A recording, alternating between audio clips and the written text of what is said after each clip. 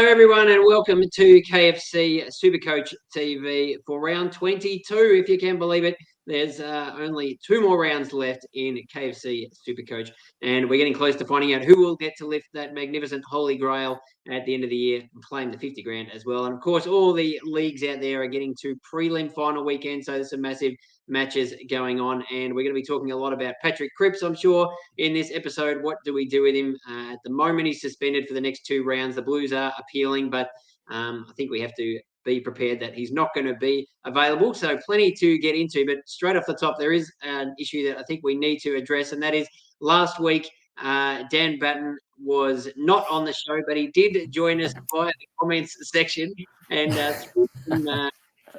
shade the Phantom's way, and the Phantom responded in classic fashion. But Dan, you've actually, I think the word coward may have been used by the Phantom, but you've fronted up today, so you've actually had the courage to come on the show with the Phantom to defend yourself. So what do you have to say for yourself on KFC SuperCoach TV? Personally, we on the podcast, Tim issued some apologies to me, Phantom, and someone else that I can't remember. But yeah, I'd like to issue an apology to the Phantom and Tom Green as well. I did make a bit of a jibe about the Phantom and the Tom Green's seasons, I guess, falling off a cliff. And they both responded in kind, 2,500 for the Phantom. And I think it was about a ton for Tom Green, his first in a while. So, yeah, obviously he's getting the last laugh there. And I'm back at about 2.6K at the moment. Still have 1 trade left. And no Patrick Cripps. It was a visionary move for me 4 weeks ago to trade him to Mills, and obviously Cripps scored better than him for about a month. But I guess more via fortune than anything, I got that trade to use potentially on maybe a Zach Merritt to Clayton Oliver or something like that. So we'll see how we go. But yeah, obviously Patrick Cripps is the big talking point. I'm not sure how their second appeal will go. I think we should probably just expect that he misses. But yeah, certainly plenty of options available to trade him to. Yeah, absolutely. That's one thing that makes it a little bit tricky, given his price and everything else. But the Phantom, how are you feeling? Can you credit Dan and Tim with firing you up for that massive bounce back score last week? As the famous line goes, if you come at the king, you best not miss. And Dan Button and Tim Mitchell definitely missed their KFC SuperCoach teams on the weekend. I'm actually a little bit disappointed out. If you're going to have a go at me, at least double down the next week and continue on. They both backtracked big time. Never seen such a pathetic effort to try to bring me down. They've given up. There's still 2 weeks to go. Tim's going all right. I'm going to take him down in the prelim this week, but all good. In KFC SuperCoach banter, I'll accept that apology just for now. Tom Green doesn't accept your apology, Dan Batten, as well. 105 for him. He was pretty good on the weekend. Finally repaid the faith, but plenty to talk about. A big show, Paddy Cripps, obviously the number 1 talking point. Yeah, absolutely. And Dan Begala, welcome to you as well. We're talking off air about Paddy Cripps, one of your favourites at the Blues. Looks like he's gone for a couple of weeks, unless you've got some intel on how the Blues are going to get him off tonight. But I think, the obvious move is for people who have trades, you've got a huge advantage if you can use that to swap Patrick Cripps to somebody else. But it's not quite as simple as that, is it? Yeah, I think that's correct. I think they'll wheel out the baristas or the barristers tonight. They'll wheel them out, the Carlton fraternity, and they'll take them down to AFL House, and they'll try their hardest. I think they might, best case scenario, get it down from a 2 to 1, which makes that game next week a bit better for the eyes on the Channel 7 telecast on the Sunday afternoon, 3:20. It'd be tough when we don't have our one wood, but it is what it is. So for me, I'm in the position that I've got a trade. I've also got an M9 and an F7. That's Will Brodie, who happens to be facing the West Coast Eagles on Saturday night in a derby, or the Derby, whatever they like to call it over there. In the Western Australia, but I'm going to probably sit firm and not do anything this week. I don't suspect, because I'm actually worried about a player in the defensive line where I have no coverage, being Massimo and who are probably unavailable this week. So I'm actually considering playing Brodie at M8, which I think is a good move this week, and potentially having a look at Owens on Friday night to see how he goes tagging Daniel Rich or whomever he decides to tag. But I originally was thinking I'd just go straight to Mills because I can afford it. And then I thought, well, I'll go Smokey Dawson, because Smokey Dawson gives me flexibility from defence and the midfield. And he's also playing North Melbourne this week, which is great outcome for a prelim final. However, if Ridley, Stewart or Sicily, who are only defenders only, go down, I again would have no coverage. So, I mean, Vincent Freeman in Gattaca says that he would never save anything but the swim back. But I think I'm actually going to digress from Vincent's idea, and I might actually stick to the conservative approach and back the boys to get it done in the People's Final. The People's Final is prelim week. Everyone in the MCG packs it out, and then it's the corporates for the grand final. So in the People's Grand Final this week, I think I'll stick with the current lineup and back them in to get the job done against a myriad of opponents I've got in all the leagues across the land.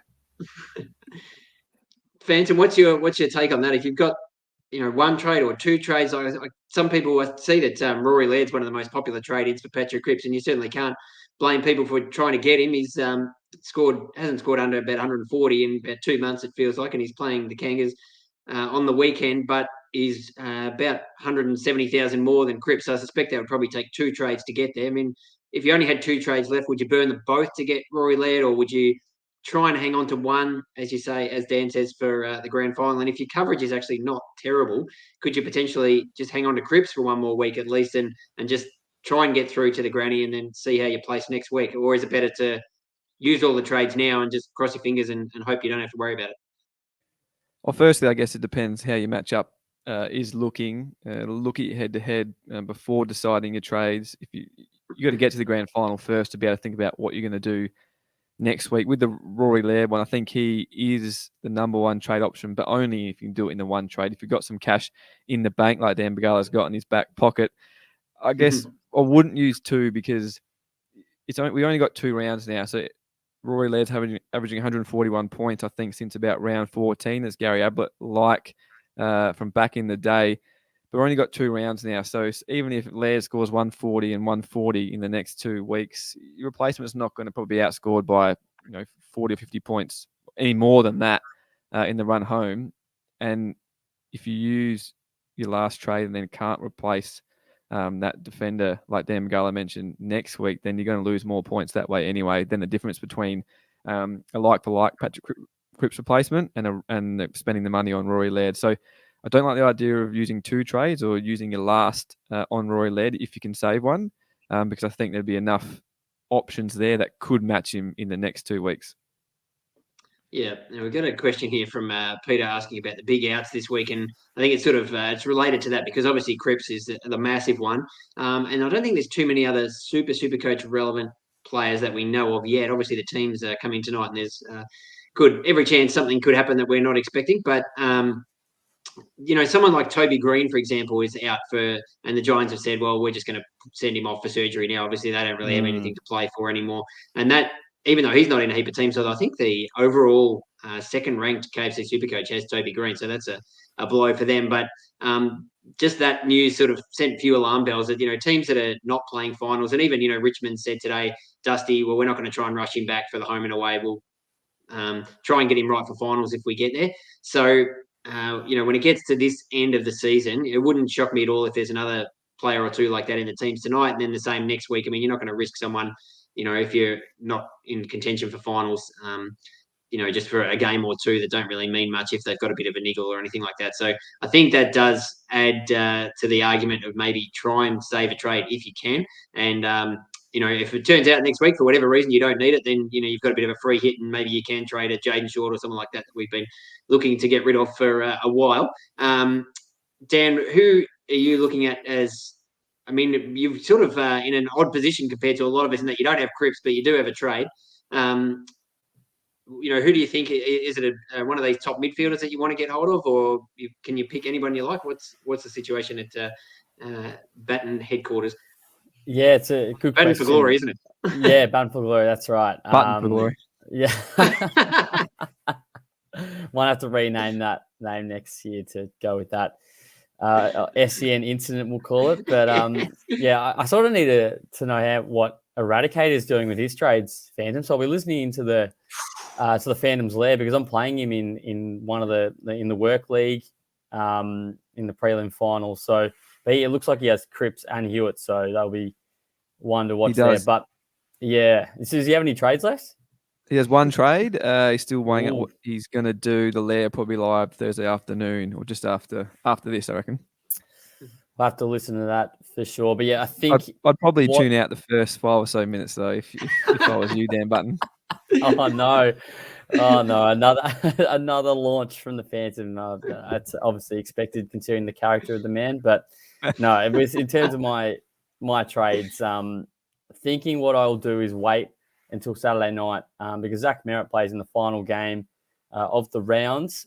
He's scored the 71 points over the weekend, but he has the most cash. He's the only one that I can get to Clayton Oliver from, and Clayton Oliver is playing against a Cripps-less, possibly Hewitt-less Carlton midfield on Saturday night, and was back in a big way against the Pies, and was really the one of the reasons why I sort of fell down the rankings this week, not having him in my side. So I think what I'll probably do is assess how everything goes on Saturday. If there's an injury that I potentially can't cover in the grand final, like for example, even like a Rory Laird going down or something like that, or one of the Bulldogs boys, then I can use that trade next week to, I guess, maximize my points in that way.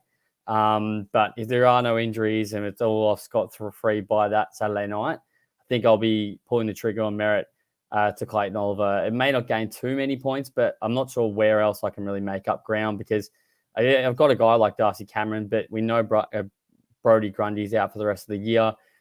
Everyone within that sort of price range, I think 475 is the max I can get. There's not really any better options I can get for him. So I guess the clear standout in terms of where I can maximize that extra 20K that I have is going from Merritt to Clayton Oliver. So we'll assess another option potentially is Jack McRae to Dawson, but he does have such a good record against the Giants. So probably got to wait and see on him. But yeah, it probably will be Merritt to Oliver unless there are any other injuries.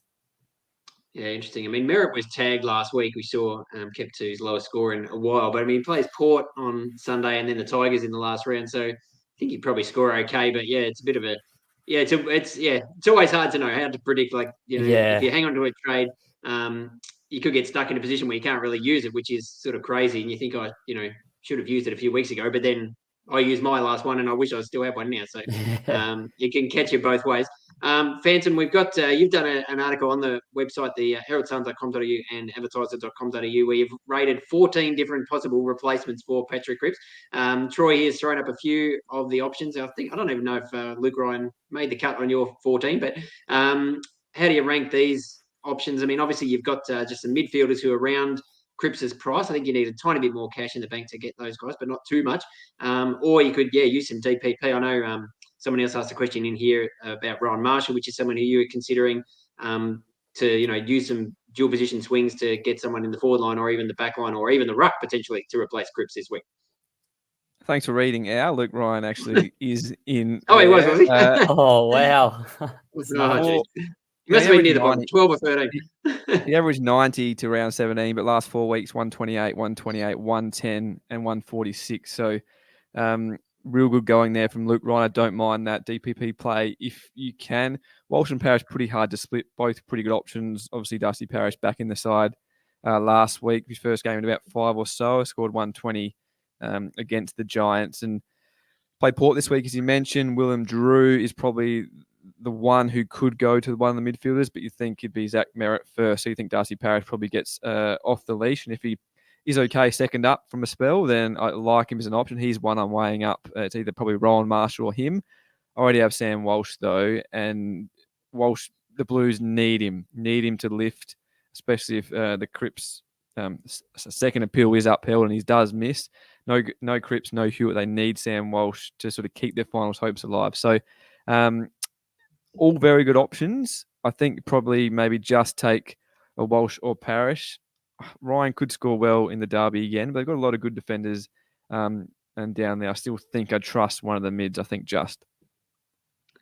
Dan Bagala, what's your take on Sam Walsh? Because his scoring's been okay since sort of the bye, but hasn't really put up the massive scores that we're sort of become used to from him. Is that a role thing, or have you been watching the Blues closely?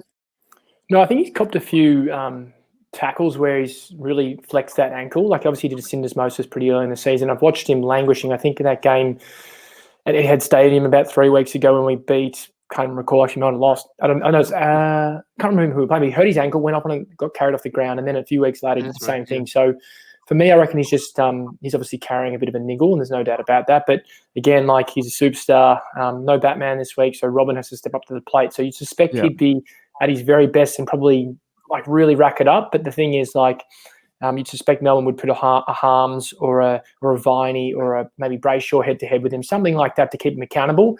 But again, like, Melbourne aren't too defensive minded around the stoppage. They let the likes of Petrarca, Ollie, Brayshaw nowadays run amok with Jackson, the fourth midfielder in that quartet. But I don't mind the Walsh trade. Like, I'd love to have him in for the last 2 weeks. But as I said earlier off the camera, I sort of want to potentially save that trade, because I can see my opponent, Thomas Voss, actual brother-in-law, has called it a very arrogant play from the investor to hold that trade.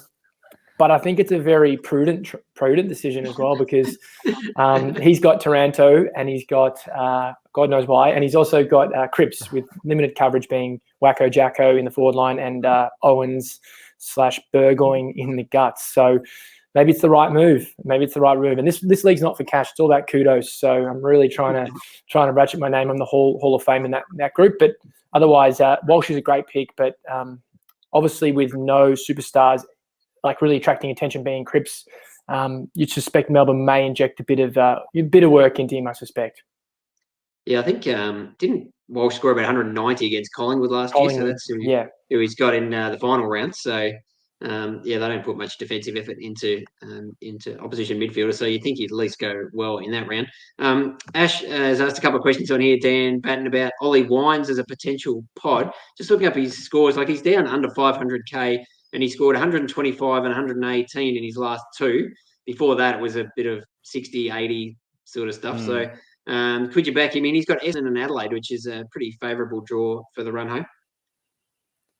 Yeah, it's not a bad call, I don't think. It's just so he's going Cripps and Trackenware to Wines. Yeah, I mean, that's a pretty good move, I think, especially if you can't afford anyone else. I think it's a solid move, especially with the Essendon and Adelaide. They do give up some big midfield points. So, and if it enables you to get, Petrarca as well, then I think that works out really well. It's all sort of about what you can do with that extra money. So obviously, I think it's about 70k downgrade from Cripps to Wines at the moment. So, yeah, that's a really smart move, I think. Being able to get a guy who's in form like Petrarca, who's could have scored a lot more than 130 on the weekend as well, or last week with the kicking a couple of behinds. But he's having a big impact, and you expect him to go well in the last two rounds, and then also Ollie Wines against favourable opponents. Phantom, what do you think of? I know you love Callum Mills, but Marshall also is on your radar. This might be the two that's coming down to for your team, but who do you recommend for the SuperCoach co-captains here? We mentioned Collingwood not really paying attention to the opposition midfielders, and like Dan Begala mentioned, Collingwood still won the game last week, and the Melbourne midfielders went big. I think Callum Mills can definitely do that this week against the Magpies. Next weekend, who I think they finish off with one of the opponents, I can't remember off the top of my head, who would tag. St Kilda. So maybe a Winhager or Owens probably goes to a Chad Warner instead. So Mills will score well, but I like Rowan Marshall.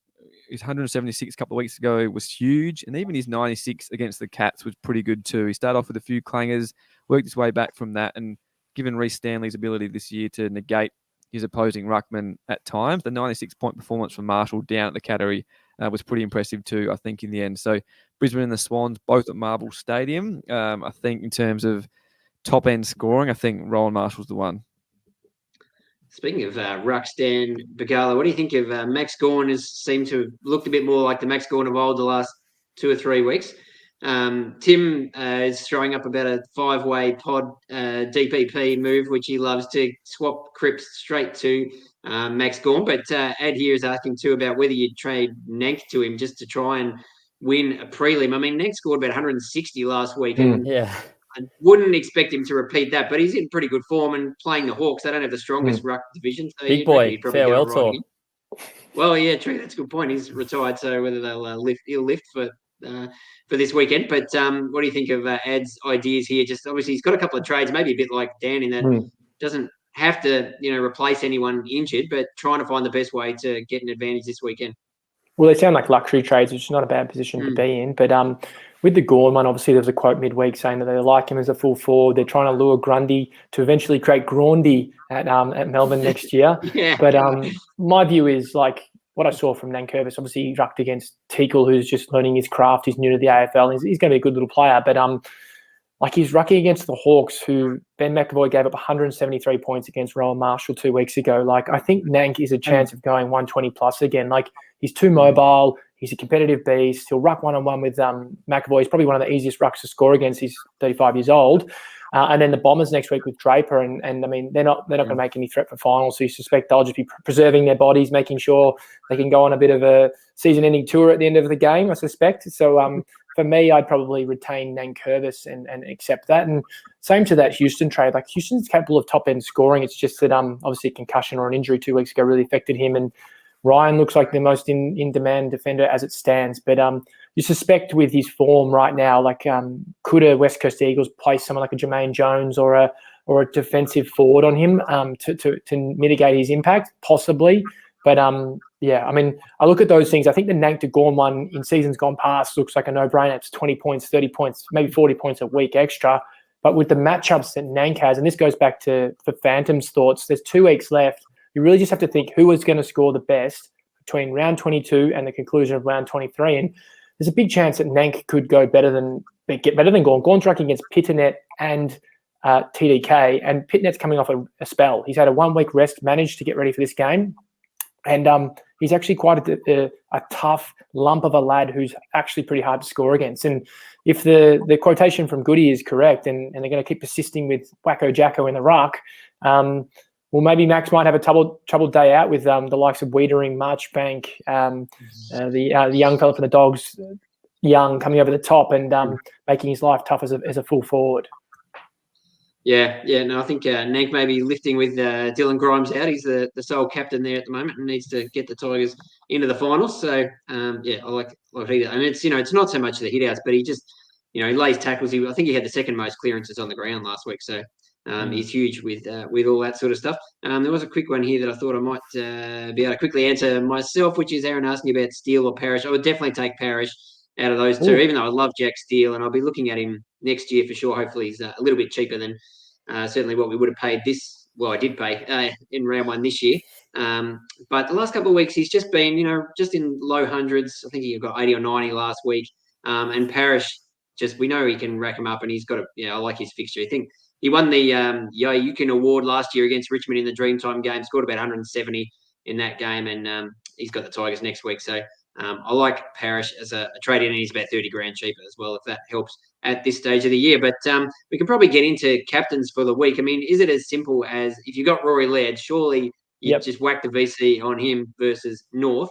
If you don't have Rory Laird, Dan, what are you doing? Well, I do fortunately have Rory Laird. So you do? I thought you did. It's Tim who doesn't have him. Oh, yes. Yeah, Tim, yeah. But Clayton Oliver, I think, is either a VC or C option. I like Rowan Marshall, and I think Phantom may have actually, with that one trade, I was, what I can do with that 20K. I've sort of realised now that I can go from Sean Darcy to Rowan Marshall, which seems like a no-brainer considering Darcy's recent form. And obviously Rowan Marshall's. So they've got West Coast. So Nick Nat. So you'd think that, and who knows if a Lloyd Meek comes in, then he's absolutely stuffed as well. So with Taberner out, Rob can score 110. No, well, if Rob can score 110 against the Eagles and Nick Nat, then maybe Sean Darcy is a chance. Yeah, that is true. But Nick Nat, still had a big game as well. But I guess he's off for most of the game anyway, with a 68% sort of time on grab. Anyway, back to captains. For me, it'll be probably Rory Laird into. It's actually a little bit tricky to work out who I'll go with the C, but Rowan Marshall definitely a good option. I think McRae, if you don't have Laird, then he's a good option. He's been has a really good recent record against the Giants, as I said, 155, 140, and 133. in his last last 3 games there against them. I don't mind Lachie Neale either. I'm not sure Owens will go. It might even be like a Coleman or a Rich that he goes to in the forward line like he did in the back line like he did to Stewart last week. I think a little bit of a beware on Brayshaw as well. He got tagged last time. He played the Eagles. I think he had a massive game against them last year. So who knows, they could go for the tag again. But yeah, Mills as well, as the Phantom said. I think he's a solid option too. Or even a bit, if you're looking for a bit of a pod, potentially a Luke Parker type. Yeah, Chad Warner could score pretty well. Anyone Phantom there? Anyone there we've missed? No, not really. I'll just say I think you talk about Mitch Owens maybe on one of the Lions defenders, but surely Marcus Winhago went a little bit on Cam Guthrie last year. Sure, the Saints have to win. Sure, they try to stop the Brownlow medalist who has shown that he can be stopped by that hard tag. So I'll be ignoring the VC there. I think if I do go through with the Crips to Rowan Marshall trade, I will VC Rowan Marshall.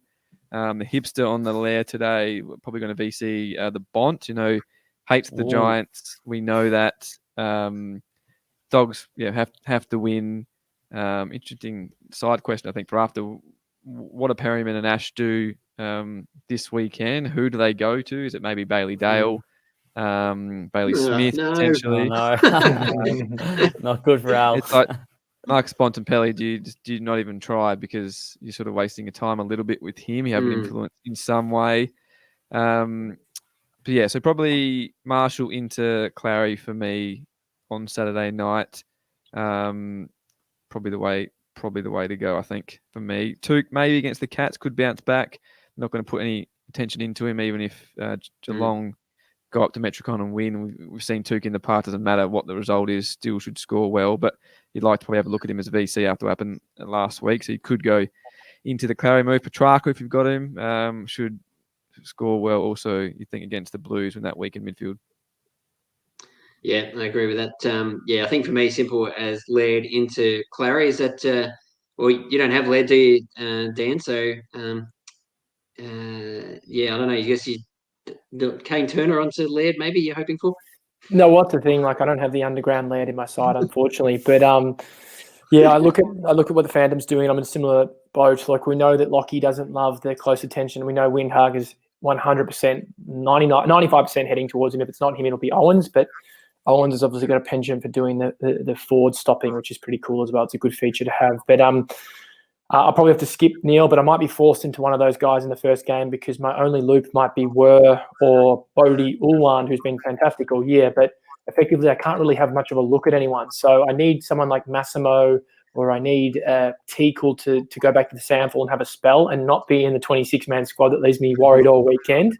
So effectively, I might have to take a punt on someone. And if I do, I might even throw it on Bob Sinclair and let the little quarterback from St Kilda rack him up on the halfback flank for the VC. But that's where I could be forced. I could be forced into that first game, and we know Lachie Neale will score between 85 and 107. That's what he'll do as the vice captain. But I think the thing that we've got to take into consideration here is the platform for Clary Oliver's score this week is as open as you could ever ask. Like, he's coming up against a midfield that's been decimated. No Cripps. No, who's the other bloke we're missing? George Hewitt. Leighton Hewitt. Kennedy out as well. So it'll be Walsh, Dow, and Fisher coming into the guts to face up against the most star-studded midfield we've seen in a long time. But look, I think he'll have 40. If he hits the scoreboard, he goes 180. I'm going to roll ideally I'd love to have VC on him, but I'm going to probably just go captain because I don't think anyone on the Friday night will get it done in a dour affair at Marvel Stadium. I think St Kilda will just make it really contested and slow it down, but that's what I'm thinking. I like what Phantom's got, and I do feel envious of what Dan Button's got over there at Sendgate. Hashtag Sendgate. He's very lucky with the circumstances he's got. Yeah, I mean, the point you made about the checking where your zero players are is a good one because I certainly got caught out a couple of weeks ago. Might have been the weekend before last, where my entire bench basically was playing, either named in the team or as an emergency, and I just didn't want to take the risk of someone coming in and being the sub or late change. And pretty much I think all of them except for one that happened with. Carmichael was the sub and came on and scored 20. Rioli was the sub and came on and scored, I think, 6 or something. So, yeah, you don't want to be, relying on these guys as to, sweating on that for your loopholes. So, yeah, if you have to go with someone on the Friday night, I mean, Lockie Neal could go big. And if he doesn't, I think, Laird or Clary Oliver are pretty safe backups. I just wanted to put one question here. Alex has asked a few, but I reckon we'll maybe just put this pin in this for next week. It'll be a big grand final show, a couple of special guests trying to line up for this one. But we'll talk a bit about what we've learned from this year, what we got right and what we got wrong. So maybe start thinking about that for next week, and we'll get back to you on that one, Alex. So the only thing left is to name a zinger of the round now. We already put up the comment to you earlier, Dan. But has anyone spotted another one? Has anyone got a good zinger they can fire at us in the last minute or two here? Or do we just give it to Thomas with his just giving it to the? I think that's pretty good. There's one from Anthony about the same time about me in third gear and Bagala. No. Oh yes, I know. Well, we've already given Thomas a run. So how about this one? Phantom just in cruise control. That's fair. I think it's as I've said all along. I'm happy for the People's Champ to go past me. He just sits there graciously. He can go past me. Doesn't run his mouth gracious. My friend over there. Gracious. But 217 on me. I'm hoping I can hold that spot. All depends on the Tom Green and those sort of guys in my side. But thanks for the support, Anthony. I think I've got him covered. Is Tom Green in your starting 22? Or are you? I looped him last week. Last week to score. It's a pretty good spot to be in. But could you use him for Cripps cover or? I don't know. I might just, because the Friday night game, I might just go straight into Rowan Marshall, because I've got the Luke Jackson, Jed Anderson, Tom Green. I have to play 2 of those guys. So I have to play all of them if I didn't bring in Marshall. So I'd like to sort of try to get the best scores out of them 2 and Marshall for Cripps. So if Cripps it is upheld tonight, I think I will just pull the trigger and go for Tony Romo tomorrow night. Yeah, we love that. All right, we better wrap things up, but just quickly, we've got a late comment here from Karen saying she brought in Hanbury. That was probably unwise.